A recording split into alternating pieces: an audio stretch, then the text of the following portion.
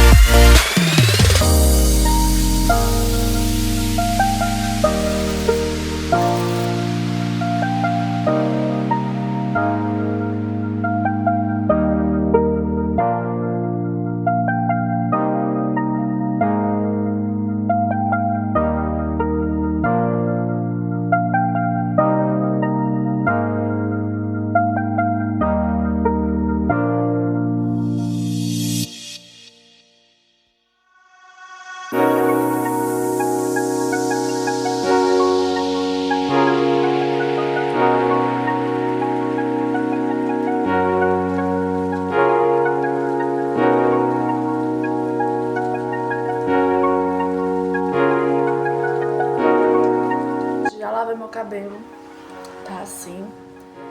Como vocês viram aí, tava lavando o cabelo. Depois eu coloquei o segundo cremezinho, passei 15 minutos, lavei, coloquei um tratamento que é 2 em 1, que era pentear e hidratar. Aí já coloquei, penteei, vou deixar secar naturalmente. Passei um brilhinho também na boca pra hidratar, né? Passei um rímel e pronto. E agora eu vou continuar a arrumação da casa. Agora, na verdade, vai ser a geladeira. Eu terminei de lavar os pratos, vou pra geladeira agora, vamos embora.